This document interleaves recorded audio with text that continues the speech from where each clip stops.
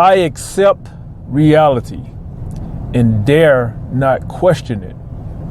Again, I accept reality and dare not question it. And that's by Walt Whitman. And here's my take, or I won't say interpretation, but here's my take.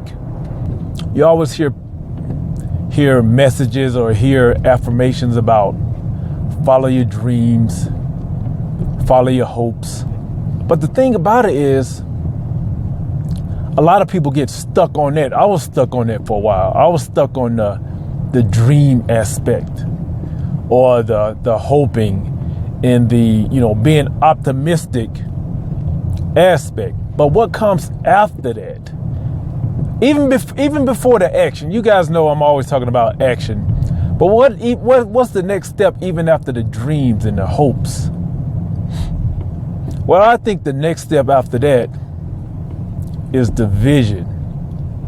Is being able to actually visualize the things that you're dreaming about. Like visualizing it to a point to where you can see yourself in that dream. You ever had a dream so vivid you wake up it's just like you don't even know if it happened or not. You're like, did that happen, or what was it a dream? Or even a few days later, you're thinking about a story and you can't remember if that actually happened, if someone told you, or if it was a dream.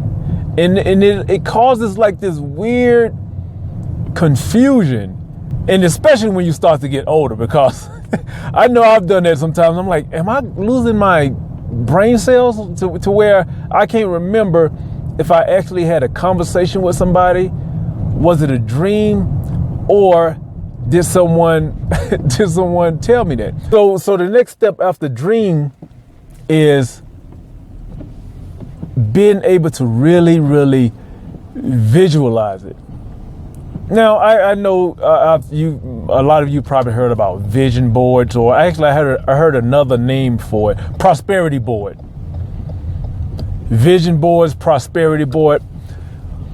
And those things can work. I'm not even saying they can't work. Those things can really, really work. And here's a tip too. I think the best way to do those is an actual physical vision board, not like or a vision book, not Pinterest, not Instagram, none of those. Like an actual physical thing that you have to physically manage with some effort. Like don't try to make it like this easy thing. So even if you need that to visualize, like you have a dream, right? You're dreaming about something, and then you wake up and you're like, okay, man, I need to find a way to put this to where I can always think about it. Because a lot of times you have a dream and then it starts to get scattered. As soon as you wake up, it starts breaking up, and then you have to like add in some of the pieces. So a vision board can help you do that. A vision book, a prosperity board, whatever you want to create, can help you do that, can help you put together the entire dream. But even after that, after the vision part, what comes after the vision part? You can't just leave it at, okay, I dreamt it, now I'm going to make it to where I can visually see it. Even if you can't see it in your head, some sort of way, like I said, like a vision board, a prosperity book or something like that, to where you can get to a point to where you can actually see it happening. I think that's the hardest part. That's the hardest part, because everyone has dreams. Even if they don't talk about it, no one wants to be average. No one wants to be below average. Everyone wants whatever they want to attain. Everyone wants that. So it's not like if you see somebody struggling, if you see the disenfranchised, you see poor people, that's not something they dreamed up. People don't dream about being poor. People don't dream about not attaining their goals. That's not the stuff you dream about. The fact is, you don't visualize yourself having having those dreams. That's the thing. You don't visualize yourself having those dreams. It's not the fact that you're not dreaming. Everyone has dreams. Either dreaming while you're asleep, dreaming while you're awake. Everyone has dreams, whatever you want to call it. Everyone has aspirations of wanting more, even if it's not the more that I want. It could be just more to the point of just wanting to be able to pay their bills without struggling, or be able to pay their bills and have something left over for entertainment. But no one wants to be lacking. No one wakes up wants to be without.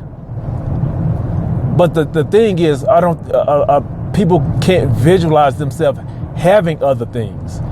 So you can visualize it. What's the next point after that? Even before the action. I mean, it's going to take action, but even before the action, I guess you can actually say this is coupled with the action, is making it real, making it a reality for yourself. That's the next part. You dream it, you visualize it, and then you start creating it. You start making it a reality. You visualize it to a point to where, okay, now I just need to bridge the gap. I can see it. I just need to get there. And then you start taking steps to making it a reality. And I think sometimes that's the hardest part, because that is what takes the action. So back to this quote, I accept reality and dare not question it. Yeah, if you're creating it. You don't question a reality if you created the reality. And that goes both ways. If you created a positive reality for yourself, you can't question it, you made it. If you created a negative reality for yourself, you can't question it because you made it. It can't go one way. It can't be once I made it. The good things that happen, I created it, I made that happen.